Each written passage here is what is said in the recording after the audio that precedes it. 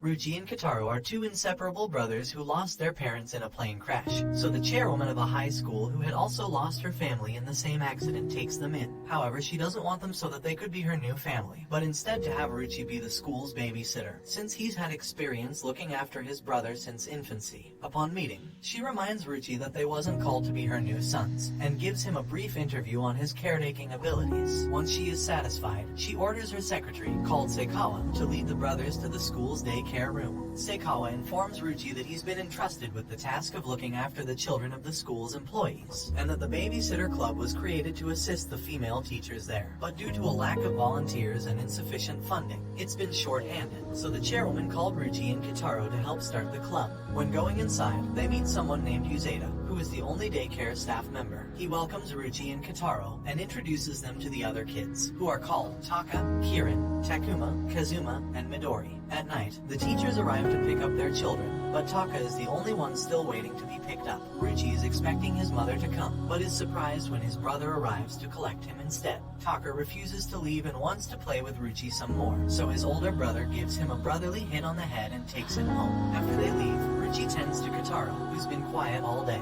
He panics after noticing he has a terrible fever, then rushes outside after Taka's older brother, and asks him if he will take him to the nearest hospital. He agrees to help without hesitation and shows him the way. The doctor informs Ryuichi that the fever was probably caused by the stress from a change in environment. When going outside for some fresh air, he goes about notifying his parents, but then remembers that they are no longer alive.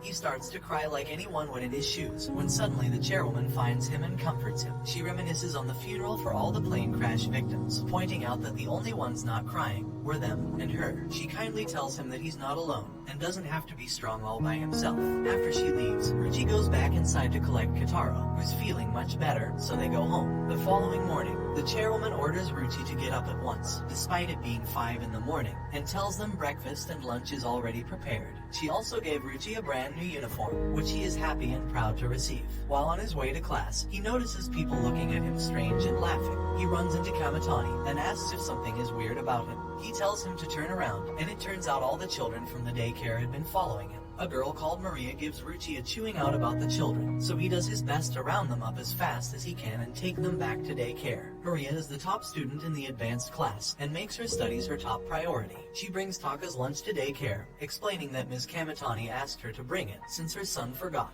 Yuzeda uses this moment to take advantage and pretends that he is sick, and asks Maria to take over for him. At first, the children are scared of Maria because of the incident in the hallway. She opens up and starts crying, saying that studying is all she is good at, and the harder she studies, the more alone she becomes. The children go over to comfort her, and they all cry along together. Later, Ryuichi asks Kotarō if he wants to go to the zoo. However, the kids overhear, and before he can blink, they are all begging him to go. Yuzeda tells him that he should take everyone, and he will go with him too, since he can get paid for working weekends. Ryuichi is granted permission from the chairwoman for the zoo trip and even invites her to go, but she unsurprisingly declines the invitation. Seikawa had prepared the food for all the children, and even put in extra for the parents. Kamitani apologizes for dropping Taka off by himself, but he can't stay as he has training and their mom is busy. The children have fun exploring and seeing all the different animals at the zoo, but when they're about to leave, Taka thinks he has seen his older brother and starts to follow him. After tailing the man, Taka discovers it was not his brother and he ends up lost. Taka panics and cries, like any child his age would, and calls out for his brother. Luckily enough, Kamitani appears, and although Taka tries to hide it, he is over the moon to see him. Valentine's Day arrives, and the boys discuss if they'll receive chocolates or not, and the girls discuss who they would give them to. The girls mention a boy from the advanced class they have a crush on, called Yagi, and try to give him their chocolates. However, Maria flips out, and reminds the girls that it is against school rules to give out chocolates this day. Yagi agrees with Maria, and tells the girls to wait till after school. He then questions Maria about the babysitter club, and says that he is interested in joining it because he loves little kids. Maria snaps at Yagi, and tells him to speak to them himself.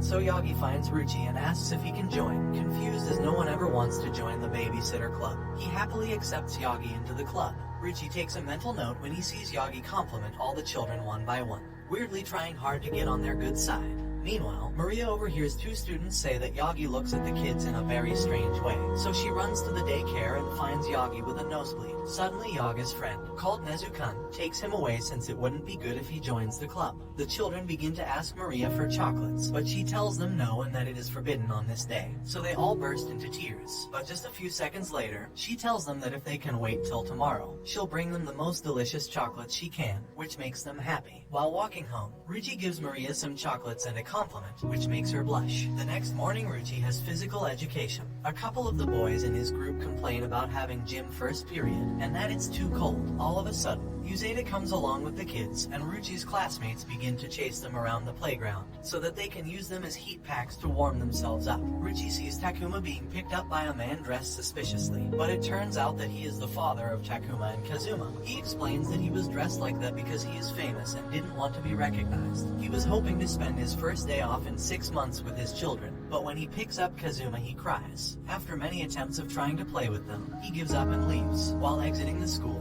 he gets recognized and flooded with kids begging for his autograph and a picture, but luckily his wife shows up and saves him. She explains to him that it may be her fault that Kazuma is afraid of him, because they were watching a movie where he acted as a kidnapper. He turns around to find Kazuma and Takuma. They call him Papa and ask him to play with them, which made him filled with joy. The next morning, Ryuichi starts his first day of high school, and the clubs began to look for new members, but Ryuichi decides to stick with the babysitter club. However, Yuzeta encourages him to at least take a look at the different clubs, so they take a walk to check them out, such as the drama club, who the mother of Kirin is in charge of, the cooking club, which Maria is a part of, and the baseball club, which Taka's older brother plays for. While Ryuichi is putting up a flyer for the babysitter club, Kamitani approaches to ask if he can join. Surprised as ever, Ryuichi asks him why, and he goes on to explain that it's because his brother Taka is there, and also that Kotarō recruited him. The next day, Ryuichi wakes up feeling heavy and sick, so the chairwoman takes Kotarō to stop the cold from spreading to him. She gives Ryuichi an extra blanket and Kotarō helps her prepare food and medicine to make him better. He uses all his strength just to get one drop out of a lemon, which was a cuteness overload for me. After having recovered, Ryuichi returns to the daycare, and while changing Midori's diaper, he realizes there are no wipes to clean her with, and while he looks for some more she crawls away. Just then, a boy opens the door and gets a bad first impression. He had gone to the club to meet Midori, who apparently is to be his future daughter when he gets with her mother. Ryuichi thinks about it during class and is confused as he thought Midori's mom was married. When he gets to the daycare, he meets the boy again. He tells Ryuichi that he wants to help Midori's mother, since her husband was in heaven. When he was about to tell her his feelings, Midori starts to cry, and her mother tells her that her papa is returning from his trip today. When he finds out that he misunderstood Ms. Sawatari, he says that when she wants to go out with her husband, he could take care of Midori, covering up that he was just about to confess his love for her. When Ryuichi was drying his clothes, Kotarō sees someone in the bushes, and brings Ryuichi over to help him. It turns out to be Kichi-kun, Nezu-kun's brother, so Ryuichi decides to call Nezu, but realizes that he didn't have his number, so he called Yagi instead, who came with Maria. It's discovered that Nezu-kun works a job while still being in school because he has a large family, and his little brother reveals that he ran away because someone wouldn't buy him a game. Suddenly, his other young brother pops out the bush too, and calls Yagi a pervert. After talking, Ryuichi and Yagi heave them out of the bush. At that moment, Nezu appears with the game Kichi wanted, and tells them they'd better thank father and share it with the others. The following school day, Ryuichi forgets his lunch, so Yuzeta lets Kotarō take it to him, to see how he goes with his first extra errand. Yuzeta managed to convince the boy that is in love with Midori's mother to watch over Kotarō, in exchange for a photo of her. On the other hand, Ryuichi's classmates offer to give him their lunch when they notice he was missing his. While Kotarō climbs the stairs, he collides with a student and falls, dropping Ryuichi's lunch, but the student Yuzeta tasked to watch over him saves the situation. He helps Kotarō to climb the rest of the stairs, and in the end he reaches Ryuichi's classroom. Kotarō gives him his lunch. However, Ryuichi was already full from the food his classmates gave him, but he doesn't mention it as he didn't want to let Kotaro's efforts go to waste, so he picks him up to go and eat their lunch together. While talking to her friends, Yuki gets questioned about her feelings for Ryuichi. She blushes and tells them to be quiet. Then the girls start saying how attractive he is and that he has a great personality. They voice their concerns about Maria and that she shouldn't be a problem as she only prioritizes her studies. But what the girls didn't know is that Maria was passing by, and she heard everything. At that moment, Ryuichi comes and asks her if she needed anything. She dismisses him and snaps at the girls gossiping about her. While walking away, she contemplates her feelings for Ryuichi. When Kirin and Kotarō approach her, they ask if she will play with them. Maria states that this isn't a place to play and makes Kirin cry. She reveals that she doesn't go to the daycare to play with them because Ryuichi is there. Kieran asks her if she hates him, and Maria says she doesn't. So Kieran asks if she likes him, and she says certainly not, with a bright red face. Kieran then suggests they come up with a plan to make Maria like Ryuichi, blind to the fact that she already does. Maria goes along with the plan, and follows them to Ryuichi's class. Kotarō goes in and cuddles Ryuichi, to show he's accepting and loving. Maria says that he's a bit overindulgent, so Kieran says he can be strict too, and goes in telling Ryuichi to hit her, or she's going to be a bad girl. However, Kamitani hits her instead, and she jumps into Ryuichi's arms crying. Maria barges in and tells her that it's a misunderstanding, and that she doesn't hate Ryuichi, so Kieran asks if she does actually like him. She goes red in the face again and storms off. Ryuichi rushes after her and grabs her by the arm, but instead of confessing his love for her, which we all wanted to see, he just tells her that she had a sticker on her skirt. The next day, Ryuichi finds a love letter in his locker and wonders who would have left it. Yuki sees him receive it, but tells her friend it wasn't her who left the letter. Meanwhile, Maria shows up, and tells them to stop loitering where people are trying to leave. Then his classmate starts reading the letter. It was a confession of love for Ryuichi, which stated at the end a place to meet the next morning. Ryuichi couldn't concentrate and spends the rest of the day thinking about what to do. At home, the chairwoman thinks he might have a cold as his face was red from blushing so much, and tells him to take a hot bath and go to sleep. When Ryuichi and Kotarō were on their way to school, he was totally lost in thought from what to tell his secret lover. He loses Kotarō and runs into Maria and Yuki, who left early to find out who gave Ryuichi the love letter. They offer to help Ryuichi find Kotarō, but it turns out he was found by Kamitani. We discover that Kotarō wandered into someone's yard to bring Ryuichi a lemon, as he thinks he is sick and needs to get better, when really he's just been acting weird because a girl likes him. In the end, Ryuichi rejects the girl who sent him the letter because his priority was Kotarō. Meanwhile, Maria and Yuki were hidden in a bush listening to everything. Later, Kamitani and Taka invite Ryuichi and Kotarō to a festival. They arrive well dressed for the occasion, while Kamitani was dressed casually. He bets Taka that he will lose his sword by the end of the day. Then they start walking. Taka finds a game he wants to play which rewards a cool prize for winning, but it was clear that the game was arranged so that he loses, so Kamitani drags him away. They run into Uzeda, who was there working a part-time job that his neighbor asked him to do.